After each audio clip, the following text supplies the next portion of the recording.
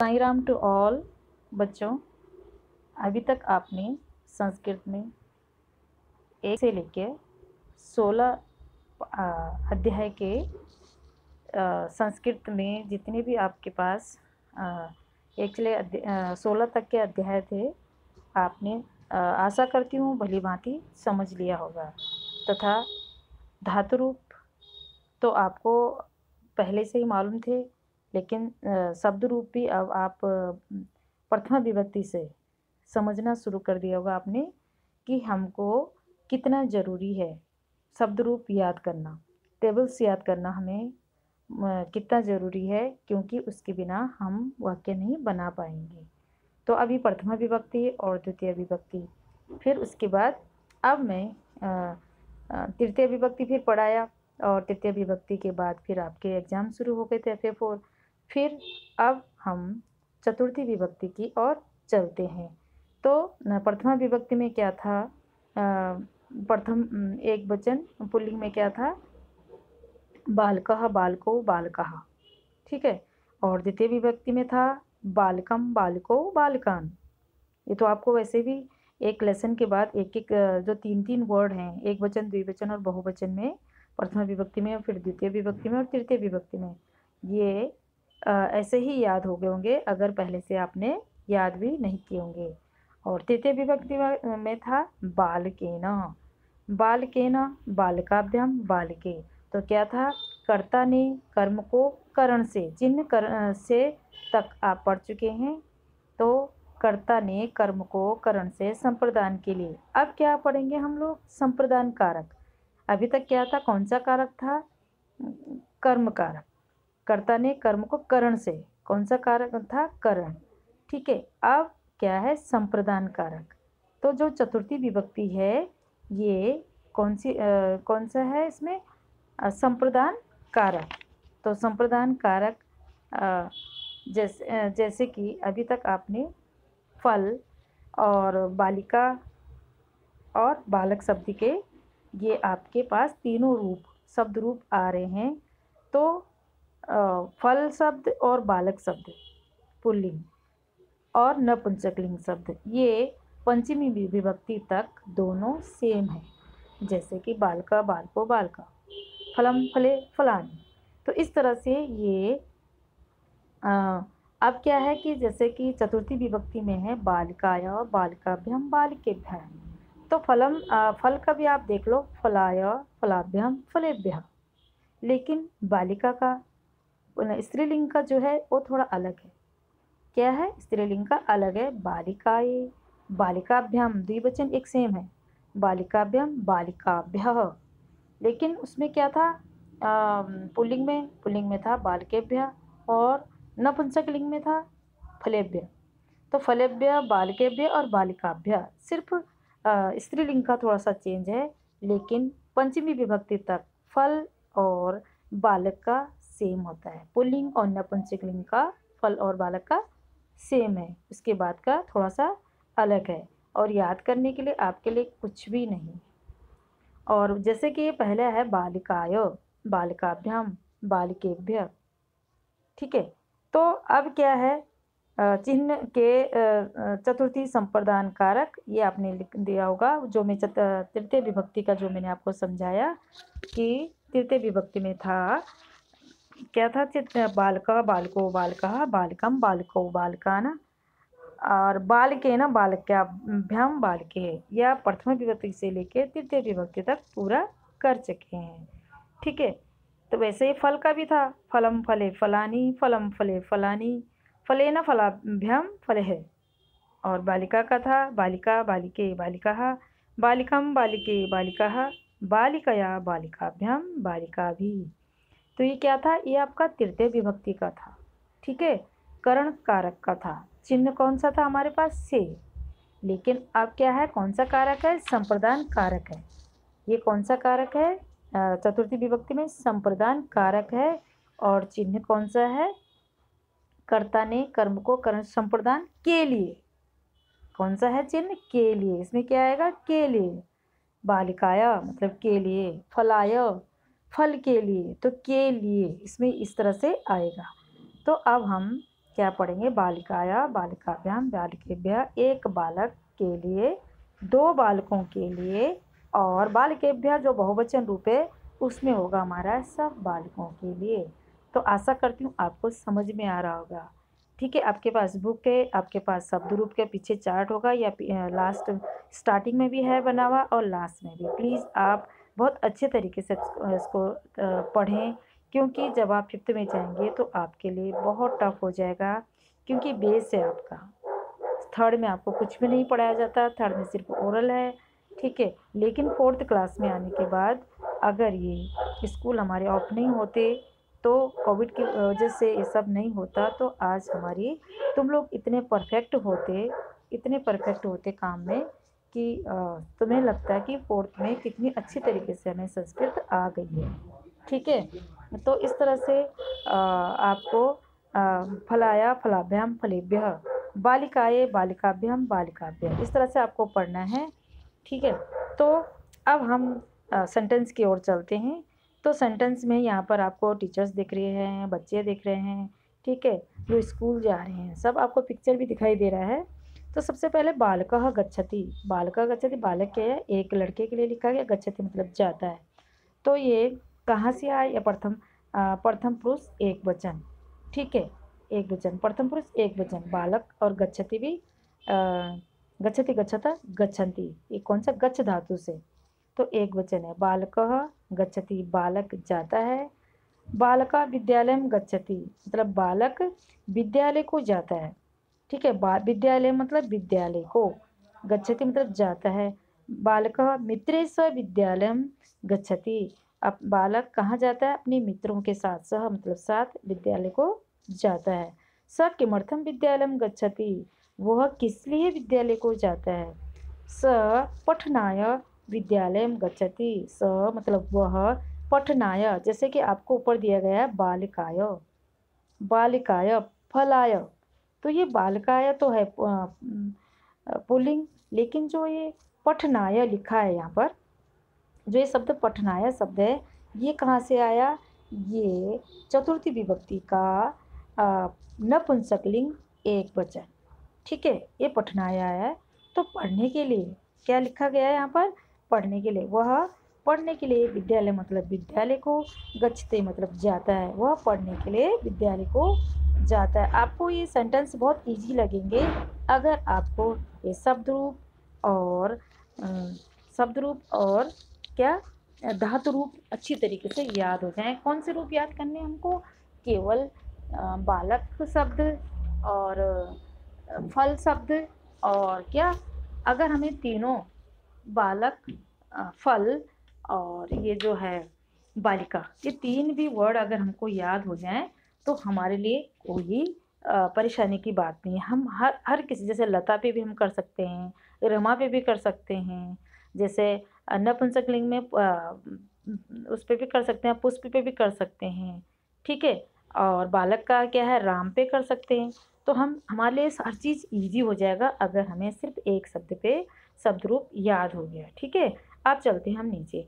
ऐसा कृषक अस्ति, ऐसा मतलब यह, कृषक का मतलब किसान, कृषक किसको बोलते हैं संस्कृत में? किसान को, ठीक है। अस्ति मतलब है, यह एक किसान है। कृषक किम करोति, कृषक किम करोति, कृषक मतलब किसान क्या करता है, ठीक है। तो कृषक बीजम वपति, तो कृषक किसान, बीजम मतलब बीज को, वपति मतलब बोना, किसान बीज को बोता है, ठीक है। तो किसान बीज को बोता है। कृषक किमर्थम बीजम वपति, किसान किस लिए, किसके लिए या किस लिए बीज को बोता है। कृषक धान्याय बीजम वपति, किसान धान्याय मतलब धन के लिए या धान्य के लिए बीज को बोता है, ठीक है। कुछ कमाने के लिए बीज को बोता है ना। तो कृषक धान्याय बीजानि वपन्ति, किसान धान्याय मतलब धान के लिए बीजों को बोते हैं। वपन्ति मतलब ये बहुवचन रूप आ गया, बीजानि भी बहुवचन रूप आ गया, ठीक है। फलम फले फलानि, तो ये बहुवचन रूप आ गया आपको समझ में। तो ये है नपुंसकलिंग, धान्याय बीजानि वपन्ति, ये क्या हो गया? नपुंसकलिंग, ठीक है। इस तरह से आपको यहाँ पे किसान भी दिख रहा है, ये हल लगा रहा है, इसके कंधे में जो पोटली टंगी है, उसमें बीज है या गेहूँ बो रहा है या धान बो रहा है, जो भी बो रहा है, हल लगाने के बाद इस बीज को मिट्टी के अंदर डालते हैं। फिर उसके बाद वो पेड़ होता है। पेड़ों पे क्या लगते हैं आपको मालूम है, फल या जैसे कि धान या गेहूँ, इस तरह से वो बीज को बो रहा है। ठीक है, तो इस तरह से यहाँ पर क्या दिया गया, बालिका आपणम गच्छति। बालिका, यहाँ पर एक लड़की दिखाई दे रही है। आपणम मतलब बाजार, और इसके हाथ में क्या है, पुस्तकें दिख रही हैं। ठीक है, यह लड़की भी दिख रही है आपको पिक्चर में। तो इसमें लिखा है बालिका आपणम गच्छति। आपणम मतलब बाजार, बालिका एक लड़की, आपणम मतलब बाजार, बाजार को जाती है, गच्छति मतलब जाना। ठीक है, बालिका पुस्तकाया आपणम गच्छति। बालिका पुस्तक के लिए, पुस्तकाया मतलब पुस्तक के लिए, लड़की पुस्तक के लिए बाजार को जाती है। अब बालिका पुस्तकाभ्याम आपणम गच्छति। ये पुस्तकाभ्याम कहाँ से आ गया, ये चतुर्थी तृतीय विभक्ति और चतुर्थी विभक्ति और पंचमी विभक्ति में बालिकाभ्याम पुस्तकाभ्याम ये सब सेम होता है, द्वितीय विभक्ति का रूप। ठीक है, बालिका चतुर्थी विभक्ति का द्विवचन, बालिकाभ्याम चतुर्थी विभक्ति का द्विवचन है पुस्तकाभ्याम। ठीक है, और नपुंसकलिंग। तो बालिका पुस्तकों के लिए, 2 पुस्तकों के लिए, आपणम मतलब बाजार, बाजार को जाती है। ठीक है, स पुस्तकेभ्य आपणम गच्छति। वह पुस्तकों के लिए, पुस्तकेभ्य कहाँ से आ गया, बहुवचन रूप आ गया। चतुर्थी विभक्ति का जो फल का था, फल का था ना, फलाया फलाभ्याम फलेभ्यः, तो वैसे ही है पुस्तकेभ्य।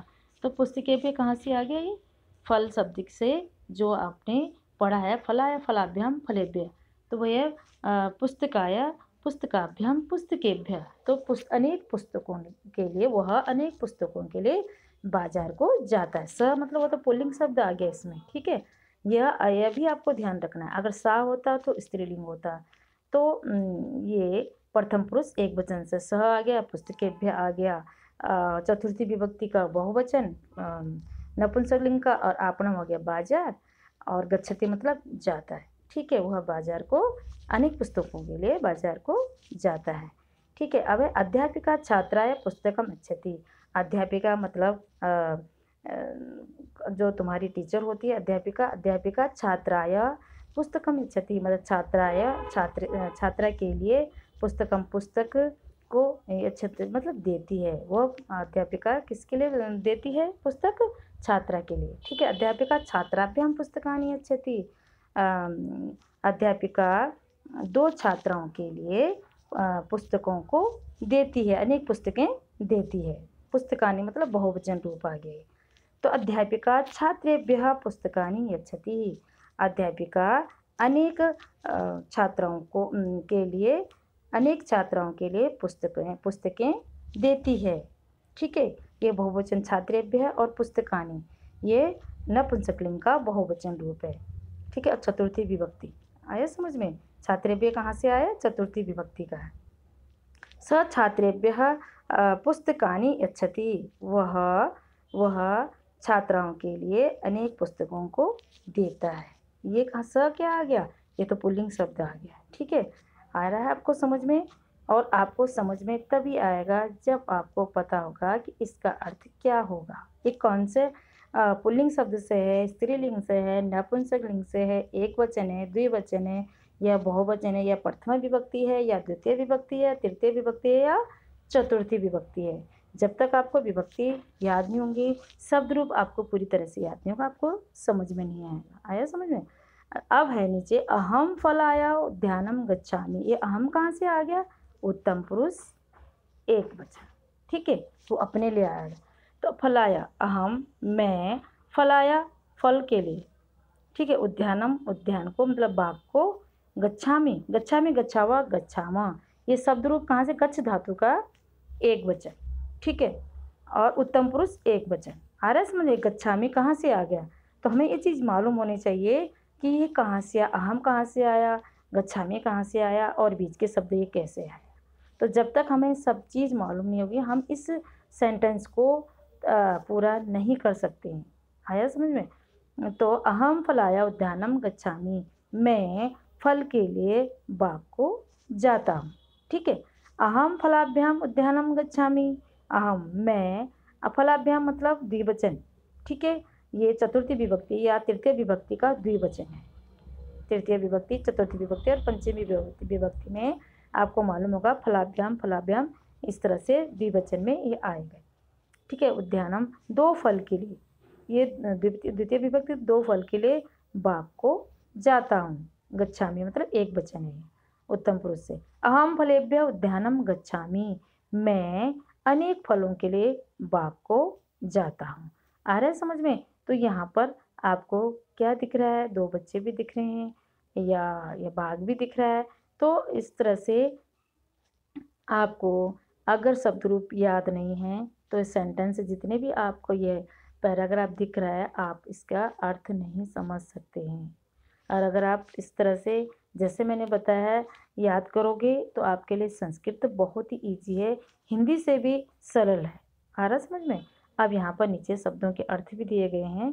अगर जो शब्द समझ में नहीं आते हैं तो या तो आप शब्द रूप का पेज खोल के दे सकते हैं या फिर ये नीचे जो दिए गए हैं शब्दों के अर्थ, यहाँ पर इसको पढ़ के ऊपर के शब्दों के अर्थ देख सकते हैं, ठीक है। अब है यहाँ पर विद्यालय, तो विद्यालय किसको बोला गया? स्कूल। पठनाय पढ़ने के लिए, पठनाय पढ़ने के लिए, बीजम बीज, ठीक है। धानाय धान्य के लिए, ठीक है। उद्यानम बगीचा, उद्यानम मतलब बगीचा। पुस्तकाय एक पुस्तक के लिए, छात्राय छात्र के लिए, ठीक है। अब है यहाँ पर सह मतलब साथ, कृषक किसान, किमर्थम किस लिए, आपणम बाजार को, जैसे विद्यालयम स्कूल को या विद्यालय को, यच्छति मतलब देता है। तो इस तरह से आपको ये शब्दों के अर्थ भी याद करने हैं, शब्द रूप भी याद करने हैं। सबसे पहले आप जैसे कि अपनी संस्कृत की नोटबुक में हर बार मैंने यही बोला है, जैसे हमारा लेसन शुरू होता है इसमें सबसे पहले इस तरह से आप पाठ का नाम डालोगे, अध्याय 17 चतुर्थी विभक्ति संप्रदान कारक, इस तरह से आप लिखेंगे चिन्ह के लिए। चिन्ह कौन सा हमारा? के लिए। तो जैसे ये बालिका है तो के लिए तो आया है ना। तो इस तरह से आप इस चार्ट को भी ज़रूर बनाओगे। अगर आप चार्ट नहीं बनाएंगे तो आपको समझ में नहीं आएगा, और जैसे जैसे हम बार बार लिखते जाएंगे उसको और बोलते जाएंगे तो हमें जल्दी याद हो जाएगा। और उसके बाद ये चैप्टर आपको पढ़ना है और कठिन शब्दों के अर्थ कुछ एक पेज में आपको कठिन शब्द लिखने हैं, जैसे कि विद्यालय हो गया और मित्र ही हो गया, किमर्थम, पठनाय, इस तरह से आप इसमें से कठिन शब्द भी ढूंढ सकते हैं, ठीक है। और फिर शब्दों के अर्थ। और जब मैं फिर पार्ट 2 में, इस चैप्टर के पार्ट 2 में आपको अभ्यास कार्य करवाऊंगी, तो अभ्यास कार्य को भी आपको तरीके से अपनी नोटबुक में लिखना होगा। और रफ कॉपी में तो आपको कितनी बार लिख के याद करना है ये आपकी इच्छा है, चाहे 1 बार लिखो, 2 बार लिखो, 3 बार लिखो, लेकिन आपको इस तरह से लिखना है क्योंकि जब आप 5th में जाओगे तो आपके पास संस्कृत बहुत कठिन है, ठीक है। और जब ये आपका बेस है, स्टार्टिंग है, आपको सब कुछ इसमें ग्रामर है आपकी, तो ये आपको याद करना ही होगा। आया समझ में? तो इस तरह से आपका ये चतुर्थी विभक्ति का जो पाठ था वो मैंने आपको पढ़ाया, और नेक्स्ट वीडियो में मैं आपको अभ्यास कार्य करवाऊंगी, ठीक है। जैसे हिंदी में अनुवाद, संस्कृत में अनुवाद, रिक्त स्थान, इस तरह से आपको मैं सारा अभ्यास कार्य करवाऊंगी, ठीक है। और आपको याद करना होगा, क्या याद करना है? शब्द रूप आपको सबसे पहले याद करने हैं। साईं राम।